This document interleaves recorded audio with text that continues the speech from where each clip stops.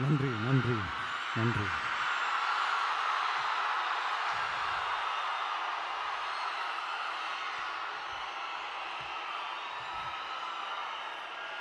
நான் போன மீட்டிங்கில்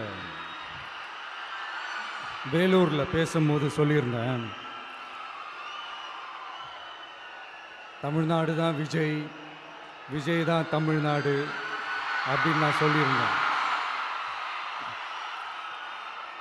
அது ஏன் அப்படி சொன்னேன் அப்படின்னா, தமிழ்நாட்டு மக்களுடைய ஒரே பிரதிநிதியாக, உண்மையான ஒரு பிரதிநிதியாக நாம் மட்டும்தான் இருக்கிறோம்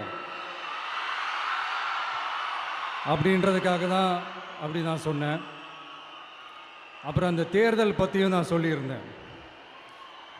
தமிழ்நாடு வர்சஸ் ஸ்டாலின் சார், அதாவது விஜய் வர்சஸ் ஸ்டாலின் சார், அதையும் நான் சொல்லியிருந்தேன். அப்புறம் இன்னொரு கேள்வியும் கேட்டிருந்தேன். இது தமிழ்நாடு சட்டசபைக்கான ஒரு தேர்தல், இதை ஏன் தமிழ்நாட்டுக்கும் டெல்லிக்குமான ஒரு எலெக்ஷன் சொல்கிறீங்க அப்படின்னு நான் கேட்டிருந்தேன். உடனே விஜய் பாஜகவுக்காக பேசுகிறாரு அப்படின்லாம் திருச்சி பேச ஆரம்பிச்சிட்டாங்க. அப்புறம் ரெகுலராக ஒன்று பண்ணுவாங்கல்ல, நம்மளுடைய சிறுபான்மை சகோதரர்களை பயமுறுத்தி பயமுறுத்தி ஒரு ஏமாத்து வேலை ஒன்று செய்வாங்கல்ல, அது இனிமேல் அவங்களால தொடர்ந்து செய்ய முடியாதுன்னு அவங்களுக்கு தெரிஞ்சு போச்சு. அதனால தான் நான் என்ன பேசினாலும் அதை திருச்சி பேசுறது, அந்த தில்லு முள்ளு வேலைகள்லாம் அவங்க செய்ய ஆரம்பிச்சிட்டாங்க.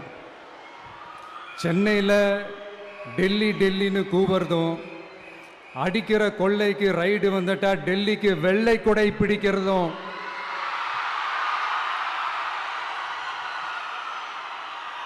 இதெல்லாம் யாருன்னு உங்களுக்கே நல்லா தெரியும். தமிழ்நாட்டை காப்பாற்றுறது திமுக தான், தமிழ்நாட்டை பிழைக்க வைக்கிறது திமுக தான், இதெல்லாமே பண்ணுறது திமுக தான், ஸ்டாலின் சார் தான். இதெல்லாம் ஒர்க் அவுட்டே ஆகாது பாஸ்.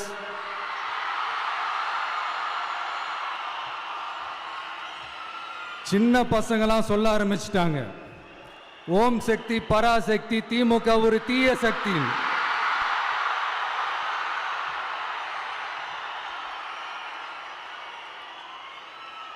அதனால் இந்த தமிழ்நாடு இன்னொன்று வேற ஒன்று சொல்கிறாங்க. அது என்னடான்னா, தமிழ்நாட்டு அணி டெல்லி அணியா. கிரிக்கெட்டில் கூட தமிழ்நாட்டு அணியை டெல்லி அணியால் தொட்டு கூட பார்க்க முடியாது.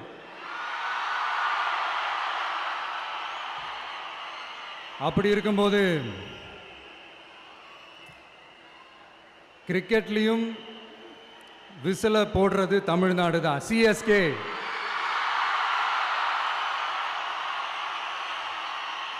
வரப்போற எலெக்ஷன்லையும் விசில போட போறது நம்ம டிவிக்கே தான். தமிழ்நாடு தான் டிவிக்கே, டிவிக்கே தான் தமிழ்நாடு. இந்த அணி அந்த அணி டெல்லி அணி இதெல்லாம் அனைத்தும் உடைஞ்சி நொறுங்கும், டிவிக்கே அடிச்சு நொறுக்கும்.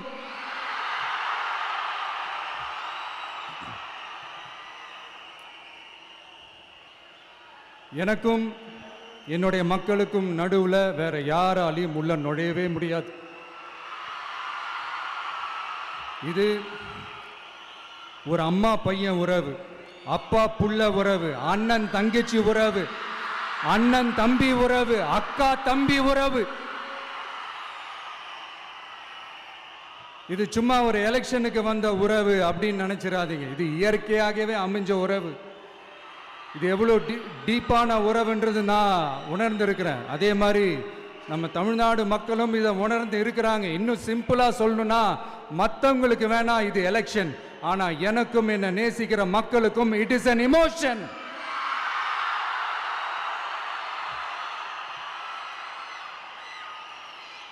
And it is not an ordinary emotion. It is a powerful oceanic emotion.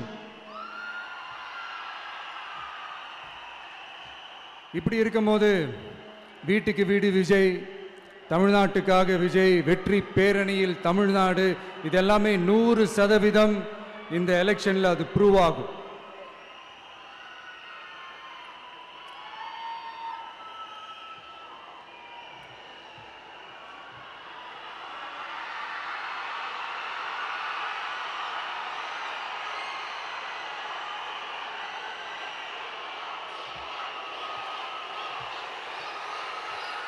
நீங்க எல்லாரும் எனக்கு இன்னொரு உறுதிமொழியை ஒன்று கொடுக்கணும்.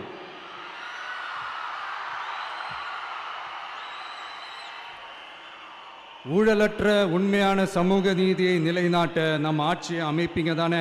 உங்களை தான் கேட்கிறேன், நம்ம ஆட்சியை அமைப்பீங்க தானே? இந்த விஜய்க்கு ஒரு வாய்ப்பு கொடுப்பீங்க தானே?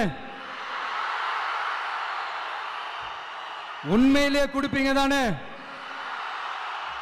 இந்த விஜய நம்புறீங்க தானே? ஒவ்வொரு வீட்லயும் விசில் சத்தம் கேட்கும் தானே? அந்த விசில் சத்தம் ஒவ்வொரு பூத்திலையும் புயலா ஒலிக்கும் தானே?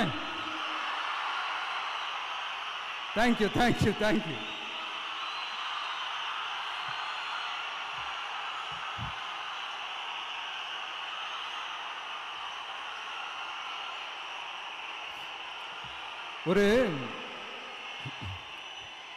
ஒரு டாக்டர் இருக்காருன்னா நாம் எப்போ அவரை பற்றி யோசிப்போம்? இப்போ நமக்கு ஏதாவது உடம்பு சரியில்லை அப்படின்னா அவரை யோசிப்போம், அவர் ஞாபகம் வரும். அது மாதிரி நமக்கு ஏதாவது ஒரு பிரச்சனை அப்படின்னா ஒரு வக்கீலை தேடிப்போம், அவர் ஞாபகத்துக்கு வருவார். இது மனித இயல்பு. அந்தந்த பிரச்சனை வரும்போது நம்ம அவங்கவுங்கள தேடி போவோம். ஆனால் ஆன் அ டெய்லி பேசிஸ் நம்ம சும்மா சாப்பிடும் போது கூட நம்மளை அறியாமல் ஒருத்தவங்களை பற்றி நினைப்போம், நம்மளை அறியாமல் அவங்களுக்கு நாம் நன்றி சொல்லுவோம். அந்த மதிப்பிற்குரிய அந்த மனிதர்கள் வேற யாரும் இல்லை, விவசாயி, விவசாயி, விவசாயி.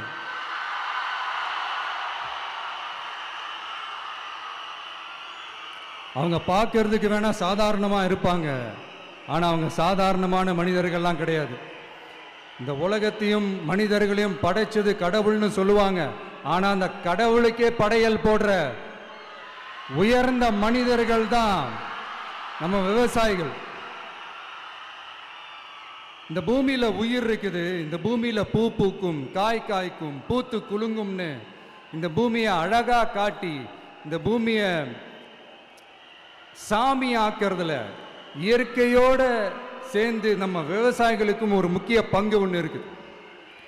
அதனால நான் ஏதோ ஓவரா ஏதோ சொல்றேன்னு நினைக்காதீங்க. எனக்கு இந்த அடுத்த ஜென்மம் மறுபிறவியை பற்றியெல்லாம் எனக்கு தெரியாது. அது உண்மை அப்படின்னா அடுத்த ஜென்மத்தில் நான் ஒரு விவசாயி குடும்பத்தில் பிறக்கணும்னு ஆசைப்படுறேன்.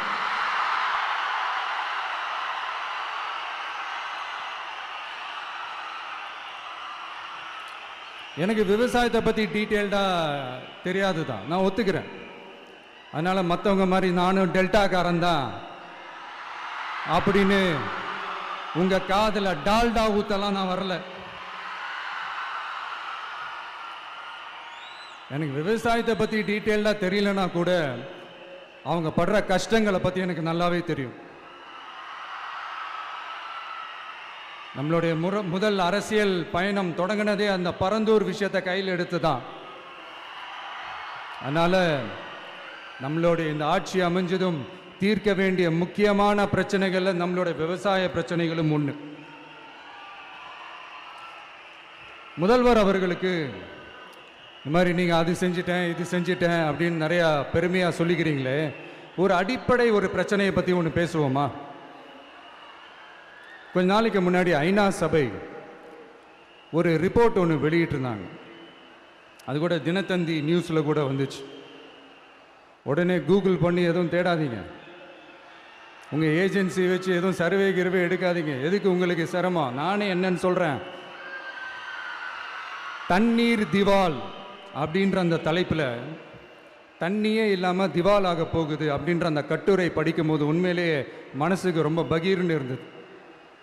இந்தியாவிலேயே அது முக்கியமாக நம்ம தமிழ்நாட்டில் இன்னும் கொஞ்ச காலத்திலேயே தண்ணியே இல்லாமல் திவாலாக போகுதாம்.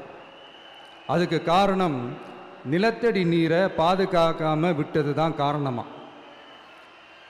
மண்ணையும் மணலையும் கொள்ளையடிச்சா பின்ன வேற என்ன நடக்கும்?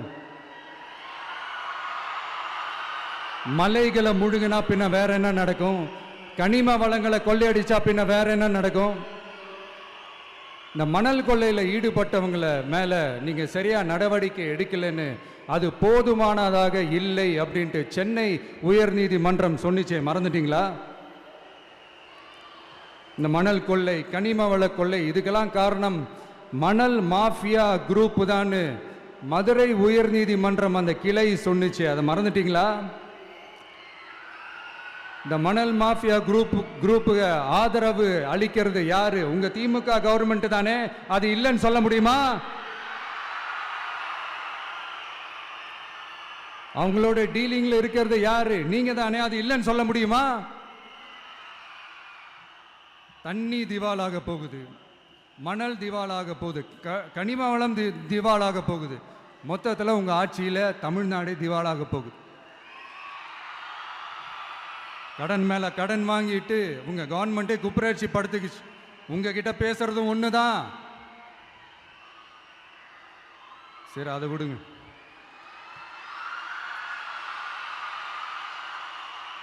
நம்ம விவசாயிகள் கஷ்டப்பட்டு விளைய வச்ச அந்த நெல்லெல்லாம் மழையில் நனைஞ்சி வீணா போச்சே. டெல்டாக்காரன்னு சொல்லிக்கிற நீங்கள் அதை எதாவது கவனிச்சிங்களா? அவங்களுடைய போராட்டம் எதுக்காவது கூட போய் நின்றுக்கிறீங்களா?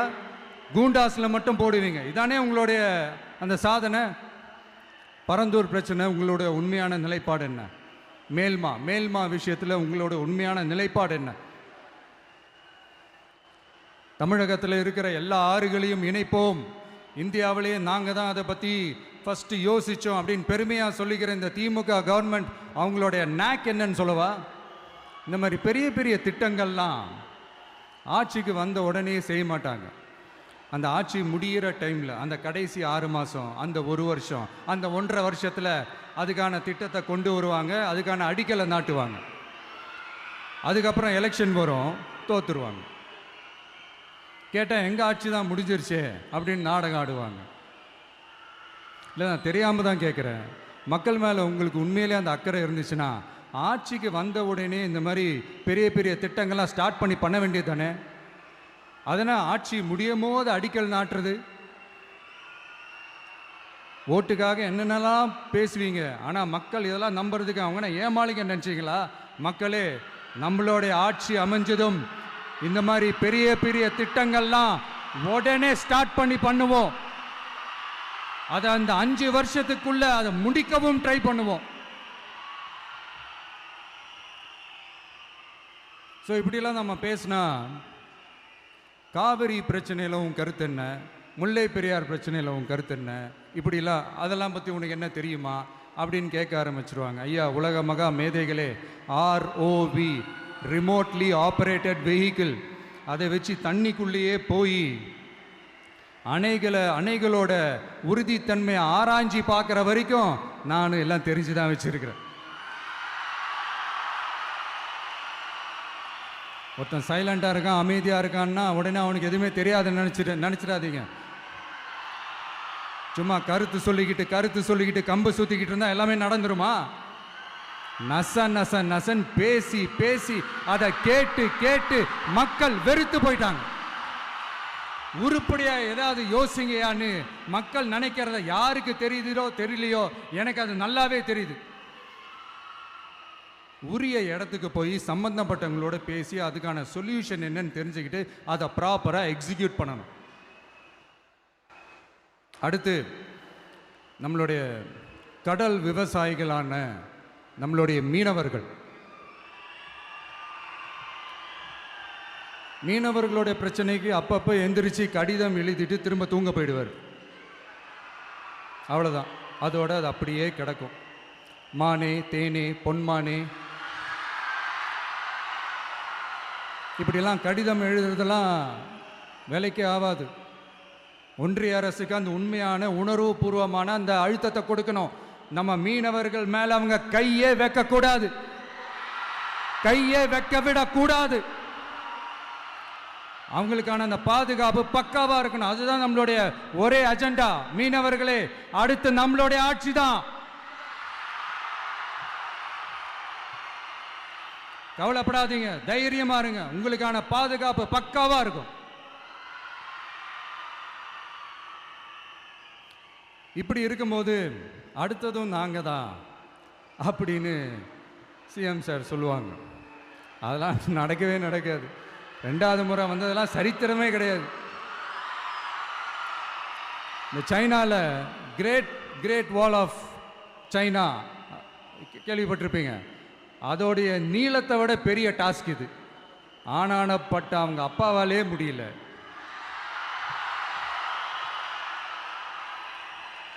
நான் முன்னாடியே சொன்ன மாதிரி உரிய இடத்துக்கு போய் சம்மந்தப்பட்டவங்களோட பேசி அதுக்கான சொல்யூஷன் என்னன்னு தெரிஞ்சுக்கிட்டா அதை எக்ஸிக்யூட் பண்ணுறது தான் ஒரு தெளிவான அரசியல். சும்மா ஆறுதல் சொல்கிறதெல்லாம் தெளிவான அரசியல்லாம் கிடையாது.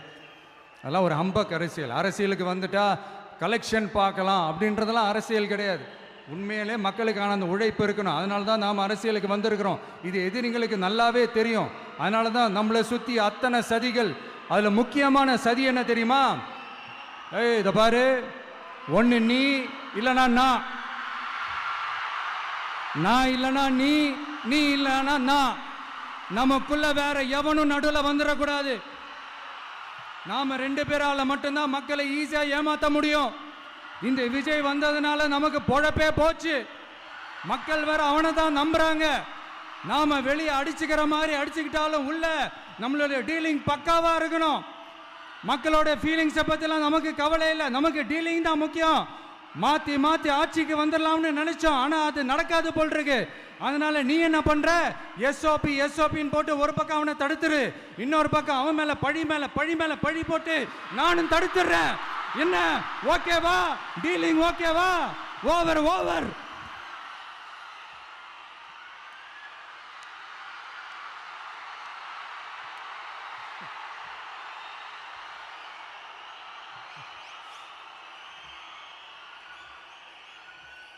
இல்லைங்க, உண்மையிலேயே சிரிக்கிறதா என்ன பண்ணுறதுன்னு எனக்கு தெரியல. உண்மையிலே இப்படி தான் இருக்கு அவங்க டீலிங்லாம்.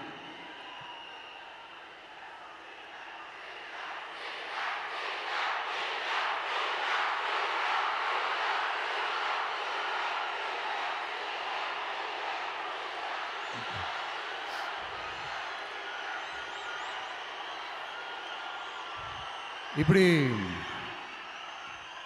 பழி மேலே பழி போட்டு கரூரில் ஆரம்பித்து நம்ம ஜனநாயகன் படம் ரிலீஸ் வரைக்கும்.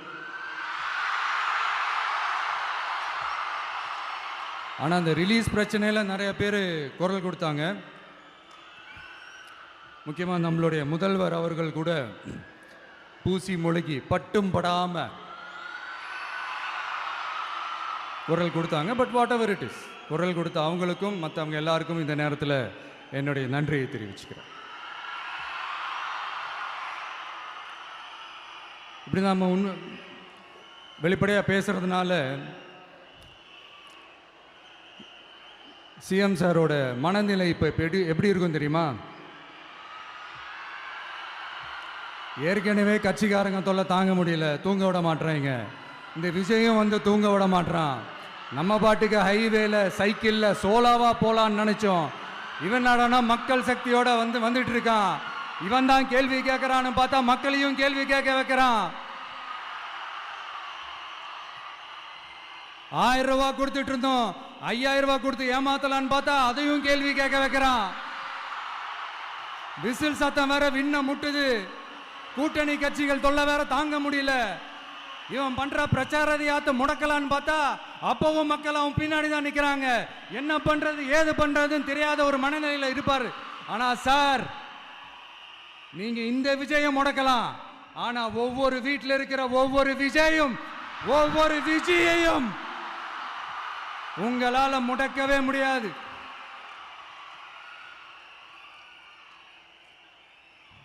அவங்களாம் ஆல்ரெடி பிரச்சாரத்தை ஸ்டார்ட் பண்ணிட்டாங்க சார். வீட்லயே குடும்பமா இறங்குவாங்க பாருங்க பிரச்சாரத்துக்கு. அப்ப உங்களால மட்டும் இல்ல, எந்த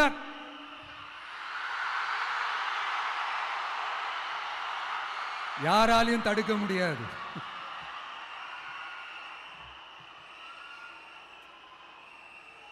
நம்ம டவுன் சவுத்தில் ஒரு ஊர்ல உங்க அப்பாவுக்கு வெங்கல சிலை வைக்கணும்னு ட்ரை பண்ணீங்கல்ல, அதுக்கு சுப்ரீம் கோர்ட் என்ன சொன்னாங்க? மக்களோட பணத்தில் யாருக்கு புகழ் பாட பார்க்குறீங்க அப்படின்னு கேட்டாங்கல்ல. அதுக்கு என்ன அர்த்தம் தெரியுமா? ஊராம் வீட்டு நெய்யில் உங்க வீட்டுக்கு ஸ்வீட் செய்யாதீங்க. எப்படி? ஊராம் வீட்டு நெய்யில் உங்க வீட்டுக்கு ஸ்வீட் செய்யாதீங்கன்னு அர்த்தம். மக்களோட ஒரு அடிப்படை வாழ்வாதாரத்துக்கு ஏதாவது பிரச்சனைக்குன்னு கேட்டா நிதி சுமைன்னு சொல்றீங்க. செலை வைக்கிறதுக்கு மட்டும் எங்கிருந்து சார் காசு வருது?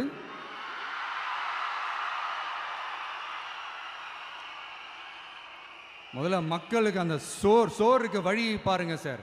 செலை வைக்கிறத பத்திலாம் அப்புறமா யோசிக்கலாம். கேஸ் சிலிண்டருக்கு மானியமா 100 ரூபாய் தரேன்னு சொன்னீங்களே, என்னாச்சு? கரும்புக்கு ஆதார விலையா 4000 ரூபாய் தரேன்னு சொன்னீங்களே, என்னாச்சு?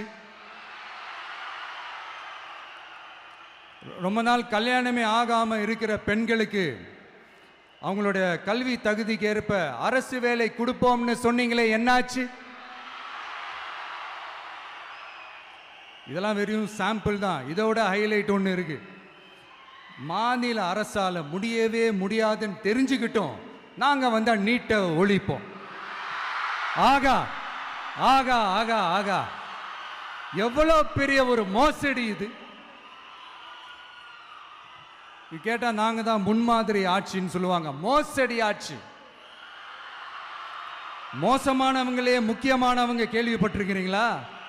அந்த மாதிரி மோசடி ஆட்சியிலேயே முக்கியமான ஆட்சி இந்த திமுக ஆட்சி. மக்களே, மக்களை நேசிக்கிற விஜய் வேணுமா? மக்கள் விரோத ஆட்சி நடத்துற ஸ்டாலின் சார் வேணுமா?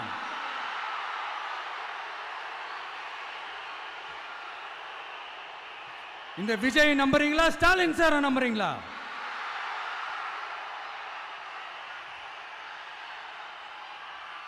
இந்த சத்தத்துக்கு அர்த்தம் தெரியுமா சார்? ஸ்டாலின் தொடரட்டும் அப்படின்னு அர்த்தம் கிடையாது. தீய சக்தி திமுக ஆட்சி மறையட்டும், தூய சக்தி டிவிகே ஆட்சி வரட்டும். நானும் உதிக்கட்டும்னு சொல்லாம்னு நினைச்சேன், பார்த்தா அதை வேற திருச்சி பேச ஆரம்பிச்சிருவாங்க. திருநெல்வேலியில், நாங்குநேரியில் இப்போ ரீசெண்டா ஒரே லைன்ல சொல்லணும்னா, நம்ம நண்பர் ஒருத்தர் ட்வீட் போட்டிருந்தாரு, அதையே சொல்றேன். ஸ்டாலின் தொடரட்டும், சட்டம் ஒழுங்கு சந்தி சிரிக்கட்டும். இதுதான் அந்த பிரச்சனைக்கு ஒரே லைன்.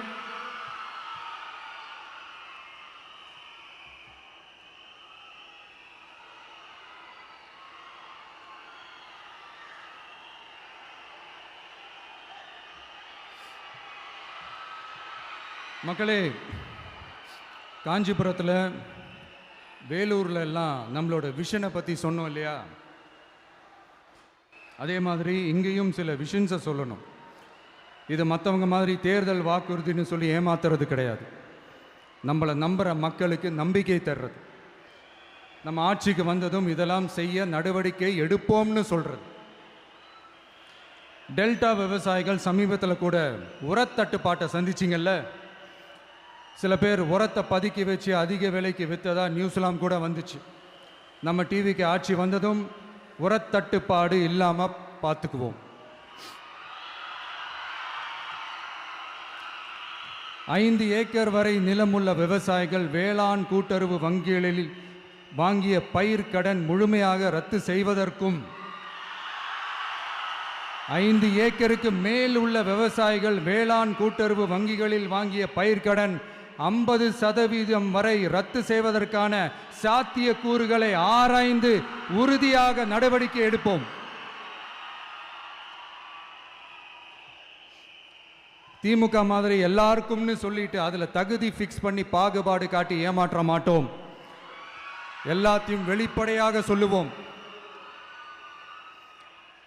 2 ஏக்கர் வரை நிலமுள்ள விவசாயிகள் மற்றும் நிலமற்றவர்கள் குடும்பத்தில் யாரும் மாநில மற்றும் ஒன்றிய அரசு ஊழியராக இல்லாமல் இருக்கும் பட்சத்தில் அவர்களின் குழந்தைகளின் பொறியியல் மற்றும் மருத்துவம் உள்ளிட்ட தொழிற்கல்வி முதல் அனைத்து வகை படிப்புகளுக்குமான முழு செலவையும் அரசே ஏற்கும்.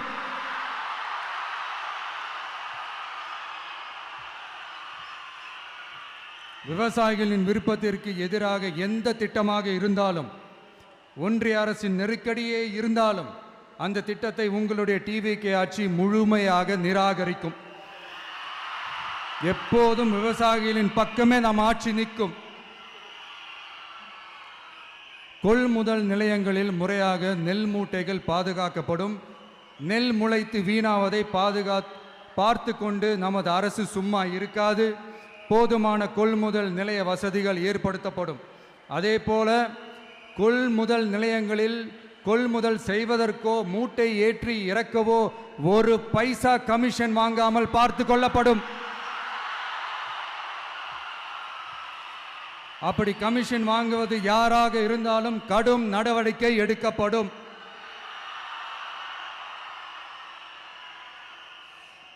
ஐநூறு ரேஷன் கார்டுகளுக்கு ஒரு ரேஷன் கடை என்ற வரையறை நிர்ணயிக்கப்படும். கிராமங்களிலும் எடையாளர் நியமிக்கப்படுவார். பெண் விற்பனையாளருக்கு பெண் எடையாளர், ஆண் விற்பனையாளருக்கு ஆண் எடையாளர் என்பது பின்பற்றப்படும்.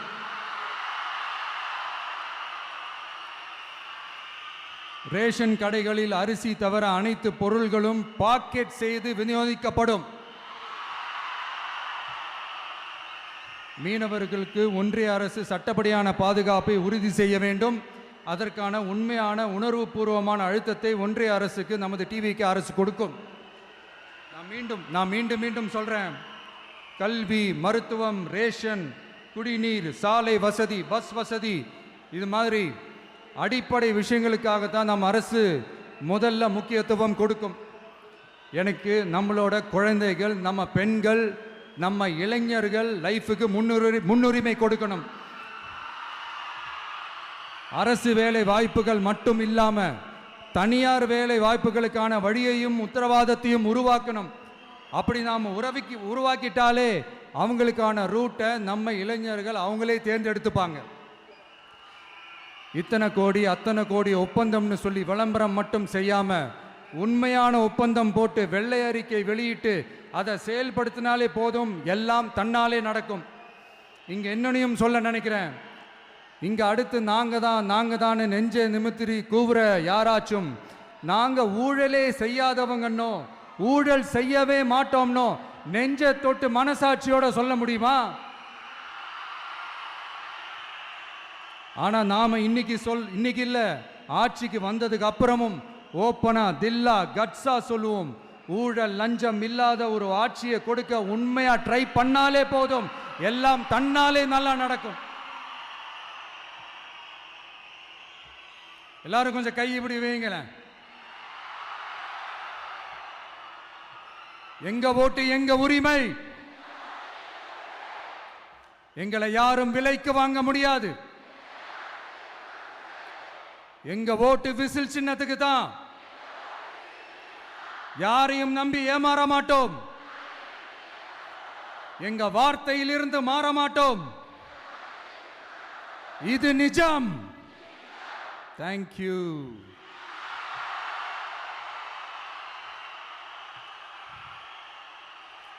என் நெஞ்சில் குடியிருக்கும் தஞ்சை மக்களே,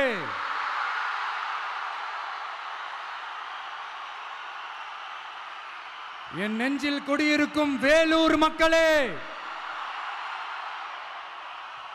வேலூர்ல இதை நான் சொல்ல மறந்துட்டேன், சாரி. உங்களுக்காக இங்க நான் சொல்றேன்.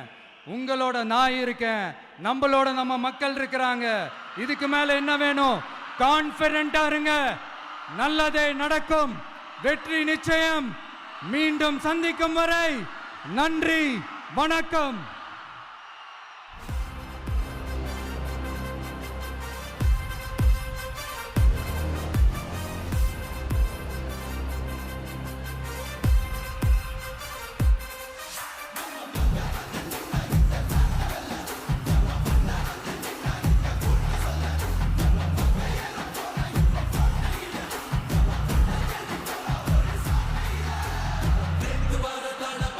வெற்றி தலைவர் அவர்களுக்கு சிறப்பு பரிசு வழங்க தஞ்சாவூர் மத்திய மாவட்ட கழக செயலாளர் அண்ணன் விஜய் சரவணன் அவர்கள் வருகிறார்.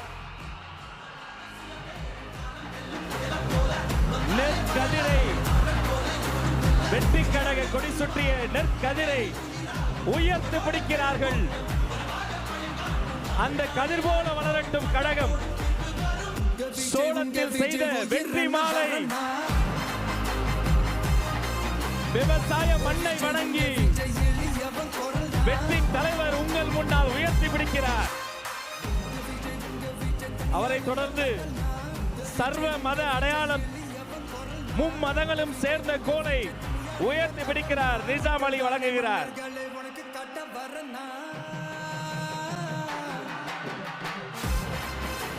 அவரை தொடர்ந்து மதன் அவர்கள் வழங்கக்கூடிய வெற்றி கப்பல்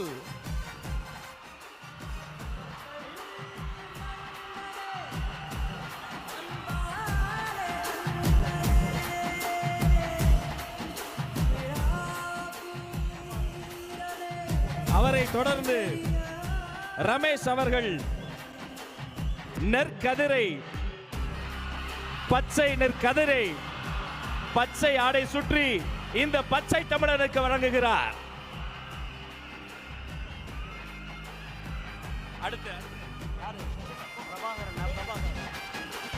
வெற்றி தலைவருக்கு அண்ணன் பிரபாகரன் வெற்றி செங்கோலை வழங்குகிறார்.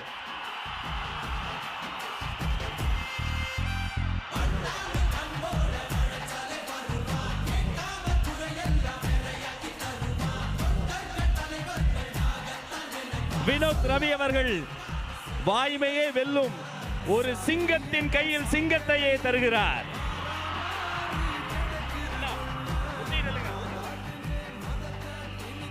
அசாருதீன் அவர்கள் தளபதி திருவுருவம் பொதித்த தளபதி உருவம் பதித்த செங்கோலை தருகிறார்.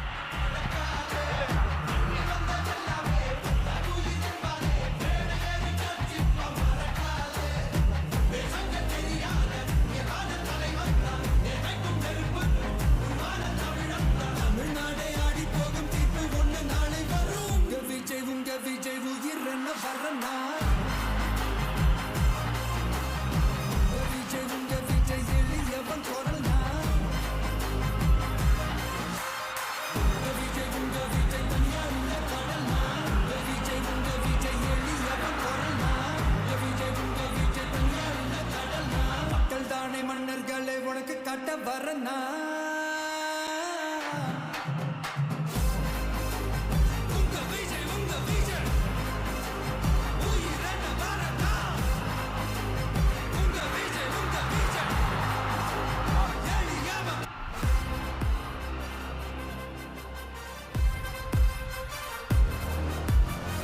வெற்றி தலைவரின் வேண்டுகோள், தயவு செய்து யாரும் தலைவரின் வாகனத்தை பின்தொடர்ந்து வர வேண்டாம்.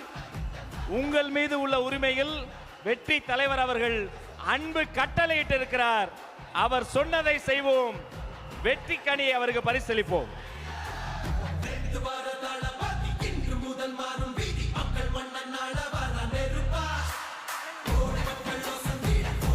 பாதுகாப்பு கருதி தலைவர் மீண்டும் அறிவுறுத்துகிறார், தயவு செய்து யாரும் வாகனத்தில் பின்தொடர்ந்து வர வேண்டாம். இத்தனை நேரம் அன்பு கூர்ந்து கேட்ட அத்தனை பேருக்கும் வெற்றி வணக்கம், நன்றி.